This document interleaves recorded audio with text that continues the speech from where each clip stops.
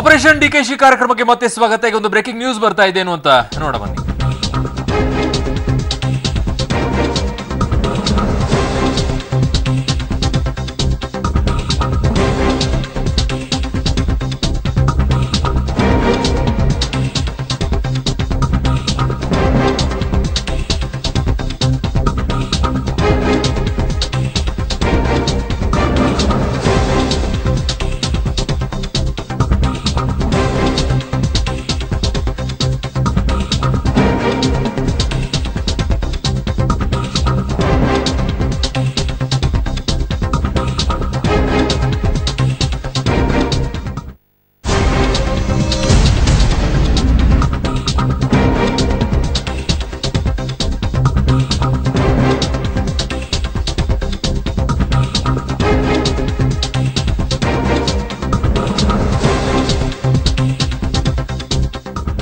ಮಗದೊಂದು ರೀತಿಯಾಗಿರುವಂತಹ ಮಾಹಿತಿ ಸಿಗ್ತಾ ಇದೆ. ಇಂಧನ ಇಲಾಖೆಯ ಗುಡಕ್ಕೂ ಕೂಡ ಈಗ ಐಟಿ ಅಧಿಕಾರಿಗಳು ತೆರಳುತ್ತಾ ಇದ್ದಾರೆ ಅನ್ನೋ ಮಾಹಿತಿ ಸಿಗ್ತಾ ಇದೆ. ಯಾಕಂದ್ರೆ ವಿದ್ಯುತ್ ಖರೀದಿ ಮತ್ತೆ ಕಲ್ಲಿದ್ದಲು ಖರೀದಿಯಲ್ಲಿ ಒಂದಿಷ್ಟು ಅವ್ಯವಹಾರ ನಡೆದಿದೆ ಅನ್ನೋ ಮಾಹಿತಿ ಈಗ ಐಟಿಗೆ ಸಿಕ್ಕಿರೋದ್ರಿಂದ ಇಂಧನ ಇಲಾಖೆಯಲ್ಲಿ ಡಿಕೆಶಿ ಅವರಿಗೆ ಆಪ್ತರಾಗಿರುವಂತಹ ಅಧಿಕಾರಿಗಳ ಮೇಲೂ ಕೂಡ ಐಟಿ ಅಧಿಕಾರಿಗಳು ಕಣ್ಣಿಟ್ಟಿದ್ದಾರೆ. ಹಾಗಾಗಿ ಡಿಕೆ ಶಿವಕುಮಾರ್ ಅವರ ವ್ಯವಹಾರ ಇಂಧನ ಇಲಾಖೆಯ ಲೆಕ್ಕಾಚಾರದ ಬಗ್ಗೆ ಕೂಡ ಪರಿಶೀಲನೆಯನ್ನ ಮಾಡ್ತಾ ಇದ್ದಾರೆ ಅನ್ನೋ ಮಾಹಿತಿ ಸದ್ಯಕ್ಕೆ ಸಿಗ್ತಾ ಇದೆ. ವಿದ್ಯುತ್ ಖರೀದಿ ಕಲ್ಲಿದ್ದಲು ಖರೀದಿ ವೇಳೆ ನಡೆದಂತಹ ವ್ಯವಹಾರದ ಬಗ್ಗೆಯೂ ಕೂಡ ಪರಿಶೀಲನೆಯನ್ನ ನಡೆಸಲಾಗ್ತಾ ಇದೆ. ಆದ್ರೆ ಇಲ್ಲಿ ಮತ್ತೊಂದಿಷ್ಟು ಮಾಹಿತಿಗಳು ಕೂಡ ಇದೆ.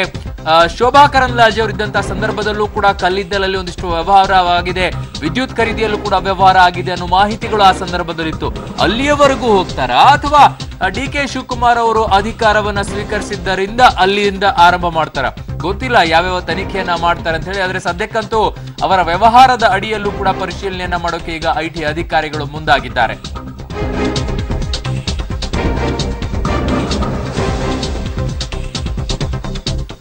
ಇದಕ್ಕೆ ಸಂಬಂಧಪಟ್ಟಂತೆ ಮತ್ತಷ್ಟು ಮಾಹಿತಿಯನ್ನು ಪಡ್ಕೊಳ್ತೀನಿ. ನನ್ನ ಸಹೋದ್ಯೋಗಿ ಹನುಮಂತು ಈಗ ನನ್ನೊಂದಿಗೆ ದೂರವಾಣಿ ಸಂಪರ್ಕದಲ್ಲಿದ್ದಾರೆ. ಹನುಮಂತು, ಏನಿದೆ ಮಾಹಿತಿ ಇದರ ಬಗ್ಗೆ ಮತ್ತಷ್ಟು? ಏನಂತ ಹೇಳಿದ್ರೆ, ಬೆಳಗ್ಗೆಯಿಂದಲೂ ಕೂಡ ಡಿಕೆ ಶಿವಕುಮಾರ್ ಅವರ ನಿವಾಸ, ಅವರ ವ್ಯವಹಾರ ಜೊತೆಗೆ ಅವರ ನಿವಾಸಗಳ ಮೇಲೆ ಏನು ಐಟಿ ಅಧಿಕಾರಿಗಳು ದಾಳಿ ನಡೆಸಿದ್ದಾರೆ. ಈ ಒಂದು ದಾಳಿ ಸಂದರ್ಭದಲ್ಲಿ ಕನಕಪುರದಲ್ಲಿ ನಿರ್ಮಿಸಲಾಗಿರುವಂತಹ ಅವರ ನೂತನ ಮನೆಯ ಮೇಲೆ ದಾಳಿಯನ್ನು ನಡೆಸಿರುವಂತದ್ದು. ಈ ಮನೆಯ ಮೇಲೆ ದಾಳಿ ನಡೆಸಿದಂತ ಸಂದರ್ಭದಲ್ಲಿ ಹಲವು ಮಹತ್ವದ ದಾಖಲೆಗಳನ್ನು ಐಟಿ ಅಧಿಕಾರಿಗಳು ವಶಪಡಿಸಿಕೊಂಡಿರುವಂತದ್ದು.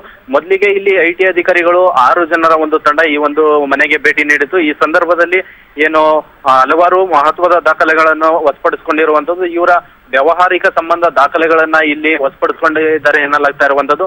ಈ ಕಲ್ಲು ಗಣಿಗಾರಿಕೆಗೆ ಸಂಬಂಧಪಟ್ಟ ಹಲವಾರು ಮಹತ್ವದ ದಾಖಲೆಗಳನ್ನ ವಶಪಡಿಸಿಕೊಂಡು ಆ ಒಂದು ವಶಪಡಿಸಿಕೊಂಡಿರುವಂತಹ ದಾಖಲೆಗಳನ್ನ ಬೆಂಗಳೂರಿನ ನಿವಾಸಕ್ಕೆ ತೆಗೆದುಕೊಂಡು ಹೋಗ್ತಾ ಇರುವಂತದ್ದು. ಇಲ್ಲಿನ 3 ಜನ ಅಧಿಕಾರಿಗಳ ಒಂದು ತಂಡ ಒಂದು ವಾಹನದಲ್ಲಿ ಬೆಂಗಳೂರಿಗೆ ಈಗಾಗಲೇ ಹೊರಟಿರುವಂತದ್ದು. ಅಲ್ಲಿ ಏನೋ ಡಿಕೆ ಶಿವಕುಮಾರ್ ಅವರಿದ್ದಾರೆ, ಅವರ ಏನೋ ಅವರ ಸಮ್ಮುಖದಲ್ಲಿ ಈ ಒಂದು ದಾಖಲೆಗಳನ್ನ ಅವರಿಂದ ಮಾಹಿತಿಯನ್ನ ಪಡೆಯುವಂತದ್ದು. ಜೊತೆಗೆ ನಡೆದಿರುವಂತಹ ಏನೋ ಕಲ್ಲು ಗಣಿಗಾರಿಕೆಯಲ್ಲಿ ಕೂಡ ನಡೆದಿರುವಂತಹ ಹಲವಾರು ತನಿಖೆಯನ್ನು ನಡೆಸಲಿಕ್ಕೆ ಐಟಿ ಅಧಿಕಾರಿಗಳು ಮುಂದಾಗಿದ್ದಾರೆ. ಜೊತೆಗೆ ಈಗಾಗಲೇ ಏನು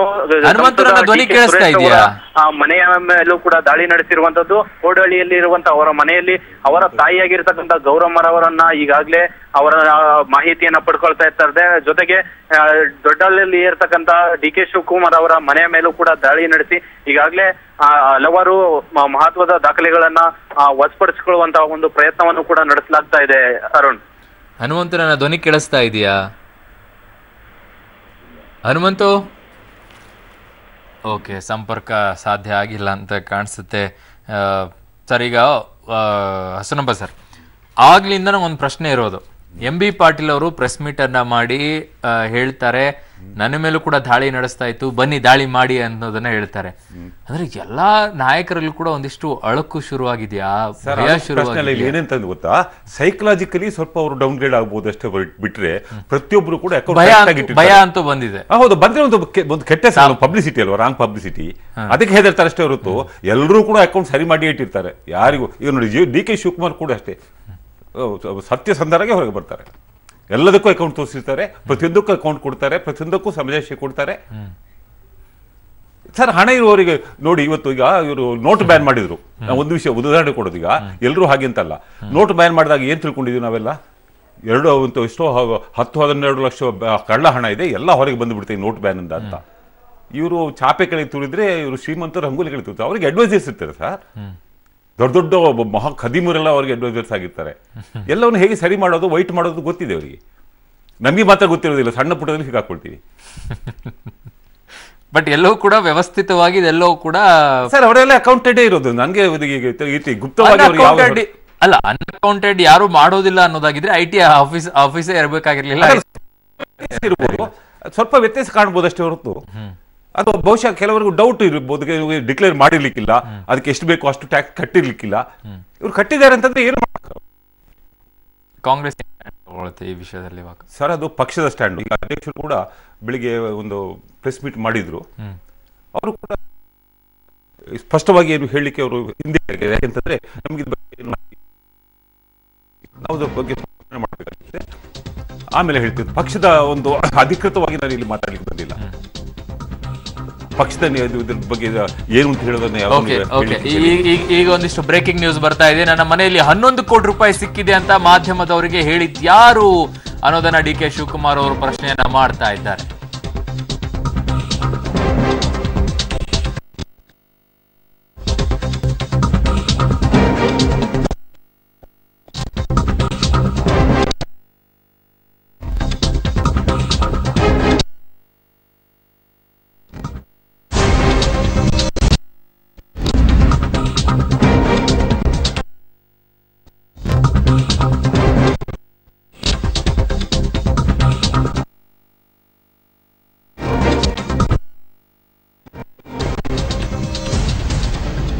ಡಿ ಕೆ ಶಿವಕುಮಾರ್ ಅವರು ಈ ಪ್ರಶ್ನೆಯನ್ನ ಎತ್ತಿದ ಬಳಿಕ ಐಟಿ ಅಧಿಕಾರಿಗಳು ಕೂಡ ಸ್ಪಷ್ಟನೆಯನ್ನ ಕೊಟ್ಟಿದ್ದಾರೆ. ನಾವು ಆ ರೀತಿಯಾಗಿ ಹೇಳೇ ಇಲ್ಲ, 11 ಕೋಟಿ ಸಿಕ್ಕಿದೆ, 10 ಕೋಟಿ ಸಿಕ್ಕಿದೆ ಅನ್ನೋ ಮಾಹಿತಿಯನ್ನ ನಾವು ಕೊಟ್ಟೇ ಇಲ್ಲ ಅನ್ನೋದನ್ನ ಈಗ ಐಟಿ ಅಧಿಕಾರಿಗಳು ಸ್ಪಷ್ಟಪಡಿಸ್ತಾ ಇದ್ದಾರೆ. ಐಟಿ ದಾಳಿ ವೇಳೆ ಅಧಿಕಾರಿಗಳಿಗೆ ಡಿ ಕೆ ಶಿ ಅವರು ಕ್ಲಾಸ್ ತಗೊಂಡ್ರು. ಯಾರು ಹೇಳಿದ್ದು ಇದೆಲ್ಲ 11 ಕೋಟಿ ಸಿಕ್ಕಿದೆ, ಅದೆಲ್ಲವೂ ಕೂಡ ಏನು ಕತೆ?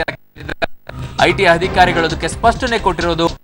ನಾವು ಹೇಳಿಲ್ಲ ಅನ್ನೋದನ್ನ ಈಗ ಐಟಿ ಅಧಿಕಾರಿಗಳು ಕೂಡ ಸ್ಪಷ್ಟನೆ ಕೊಡ್ತಾ ಇದ್ದಾರೆ.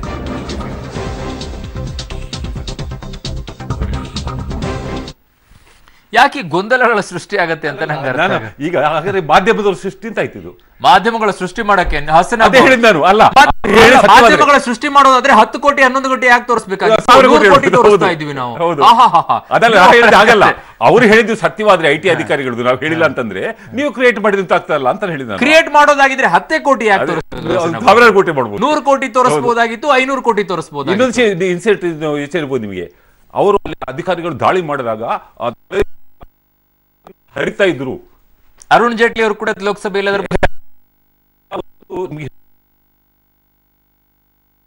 ಹೊರಗಡೆಯಿಂದ ನೋಡಿ ಸರ್, ಹೊರಗಡೆಯಿಂದ ಗೇಟ್ ಹತ್ರ ನಮ್ದೊಂದು 10 ಜನ ಯಾರು ಬಂದಾರು ನೋಡ್ಕೊಂಡು ಅವ್ರನ್ನ ಒಳಗೆ ಬಿಡ್ಬೇಕು ಬಿಡು ಅಂತ ತೀರ್ಮಾನ ಮಾಡ್ಲಿಕ್ಕೆ. ಒಳಗಡೆಯಲ್ಲಿ ನಾವೊಂದು 5-6 ಜನ ಮಾತ್ರ ಇರೋದು ಇದು ರಿಸಲ್ಟ್ ಒಳಗೆ. ಇಲ್ಲಿಂದ ಅಲ್ಲಿ ಮೆಸೇಜ್ ಹೋಗ್ತದೆ, ಇಂಥವ್ರು ಬಂದಿದ್ದಾರೆ ಒಳಗೆ ಬಿಡ್ಬೋದಾ ಅಂತ. ಆಯ್ತಾ? ಈ ಐಟಿ ಅಧಿಕಾರಿ ನುಗ್ಗುವಾಗ ಯಾರಾದ್ರೂ ಮೆಸೇಜ್ ಕೊಡೋದಿಲ್ವ ಡಿ ಕೆ ಶಿವಕುಮಾರ್ಗೆ? ಚೀಟಿ ತೆಗೆದ್ಬಿಟ್ಟು ಹರಿತಾರೆ ಅವ್ರ ಎದುರಿಗೆ. ಏನ್ ಮಾತಾಡ್ತಾರೆ ಇದು? ಯಾವ್ದು ಅರುಣ್ ಜೇಟ್ಲಿ ಅವರು ಲೋಕಸಭೆಯಲ್ಲಿ ಹೇಳಿದ್ ಸುಳ್ಳ? ಖಂಡಿತವಾಗಿ ಸುಳ್ಳು, 100ಕ್ಕೆ 100 ಸುಳ್ಳು. ಯಾವನದು? ಈಗ ನೀವು ಏನೋ ಒಂದು ಕೆಟ್ಟ ಕೆಲಸ ಮಾಡ್ತಾ ಇದ್ದೀರಿ, ನಾನು ಅಲ್ಲಿ ಬರ್ತಾ ಇದ್ದೀನಿ, ವಿಷಯ ಸಿಕ್ಕಿದ ತಕ್ಷಣ ಏನ್ ಮಾಡ್ತೀವಿ? ಅದನ್ನ ತೆಗೆದು ಒಂದು ಯಾರಿಗಾದ್ರೂ ಕೊಡ್ತು ತಗೊಂಡೋಗಪ್ಪ, ಎಲ್ಲ ಬಿಸಾಡು ಅಂತ ಹೇಳಿ, ಅಥವಾ ಬೆಂಕಿ ಕೊಡು ಅಂತ. ಅದು ಅವ್ರ ಒಳಗೆ ಮೆಟ್ಲು ಹತ್ತುವಾಗ ಅದು ಅವ್ರ ಎದುರಿಗೆ ಈ ರೀತಿಯಾಗಿ ಪೇಪರ್ ಹರಿದ್ರು ಅವರೇ ಹೇಳಿರ್ಬೇಕು. ಮಾಧ್ಯಮ ಇವರೇ ಯಾರು ಅಧಿಕಾರಿಗಳು? ಅದ ಹೆಂಗೆ ಹಸನಬ್ಬ ಸರ್? ಮತ್ತೆ ಇಲ್ಲಿ ಹೇಗೆ ಬರುತ್ತೆ ಸರ್? ಈಗ ನಾನು ನಿಮ್ಮ ಹತ್ರ ಕೇಳಿಷ್ಟೇ, ನೀವು ಡಿ ಕೆ ಶಿವಕುಮಾರ್ ನೀವು ಏನೇನೋ ಮಾಡಿದ್ದೀರಿ, ಬಾರದ ಕೆಲಸನೆಲ್ಲ ನೀವು ಚೀಟಿಲೇನೋ ಬರ್ಕೊಂಡಿದ್ದೀರಿ. ನಿಮಗೆ ಒಂದು ಫೋನ್ ಬರುತ್ತೆ, ನಿಮ್ಮ ಸಹಚರದಿಂದ ಬರುತ್ತೆ, ಐಟಿ ಅಧಿಕಾರಿಗಳು ಬಂದಿದ್ದಾರೆ, ಗೇಟ್ ಹತ್ರ ಇದ್ದಾರೆ, ಒಳಗೆ ಬರ್ತಾ ಇದ್ದಾರೆ ಅಂತ ಹೇಳದೇ ಇರುತ್ತಾರೆ ನಮ್ಮ ಕಾರ್ಯಕರ್ತರು, ಹೇಳೇ ಹೇಳ್ತಾರೆ. ಆಗ ನೀವೇನ್ ಮಾಡ್ತೀರಿ? ಅವ್ರು ಬರುವವರೇ ಕಾದು ಜೇಬಿಂದ ಚೀಟಿ ತೆಗೆದುಬಿಟ್ಟು ಸರಿ ಇದೆಯಾ ಅಂತೆಲ್ಲ ನೋಡಿ ಅವ್ರು ಮೆಟ್ಲು ಹತ್ತ ಇರುವಾಗ ಹರಿತೀರಾ? ಅಂದ್ರೆ ಜನರ ಕಣ್ಣಿಗೆ ಮಣ್ಣು ಎರಚ್ತಾ ಇದ್ದಾರೆ ಇವರು. ಹೌದು, ಸ್ಟೇಟ್ಮೆಂಟ್. ಎಸ್, ಅದು ಬೇಕಾದ್ರೆ ಹೇಳಿಸಿರ್ಬೋದು ಬಿಜೆಪಿಯವರು, ಯಾರಿಗೂ ಗೊತ್ತು? ಎಲ್ಲಿ ರಾಜ್ಯ ಬಿಜೆಪಿ ಅವರ? ಹೌದು, ಅಲ್ಲ ರಾಜ್ಯದಲ್ಲ, ಅವ್ರಿಗೆ ಗೊತ್ತೇ ಇಲ್ಲ, ಅವ್ರಿಗೆ ಗೊತ್ತಿಲ್ಲ, ಖಂಡಿತ ಗೊತ್ತಿಲ್ಲ. ನಾನು ಹೇಳ್ತೀನಿ, ರಾಜ್ಯ ಬಿಜೆಪಿ ಮಾಡಬೇಡಿ ಅಂತ ಹೇಳ್ತಾ ಇದ್ರು. ನಮ್ಗೆ ತೊಂದರೆ ಆಗುತ್ತೆ ನಮ್ಮ ರಾಜ್ಯ ಬಿಜೆಪಿ ಅವರಿಗೆ, ನೀವು ಡಿ ಕೆ ಶಿವಕುಮಾರ್ ಮುಟ್ಟಬೇಡಿ ಅಂತ ಹೇಳ್ತಿದ್ರು ಅವರು. ಏಕೆ? ಓಟ್ ಹೊಡೆದೋಗುತ್ತೆ. ಹೌದು, ಓಟ್ ಹೋಗುತ್ತೆ ಅಂತ. ಯಾಕೆಂದ್ರೆ ಅವರಿಗೆ ಬಹಳ ಕಣ್ಣಿತ್ತು ಈ ಮದ್ದೂರು ಮೇಲೆ ಕೃಷ್ಣ ಅವರ ಕರ್ಕೊಂಡು ಹೋಗಿ ಇದು ಮಂಡ್ಯ ಜಿಲ್ಲೆ ಆಮೇಲೆ ಮೈಸೂರು ಇಲ್ಲೆಲ್ಲ ಇವ್ರ ಪ್ರಭಾವಶಾಲಿಗಳಿಂದ ಗೊತ್ತು. ಅದಕ್ಕಾಗಿ ಎಸ್ ಎಂ ಕೃಷ್ಣವನ್ನ ಹೇಗೆಲ್ಲ ಮಾಡಿ ಕರ್ಕೊಂಡು ಹೋಗಿದ್ದವರು ಆ ಓಟ್ ತಗೊಳ್ಳಿಕ್ಕೆ.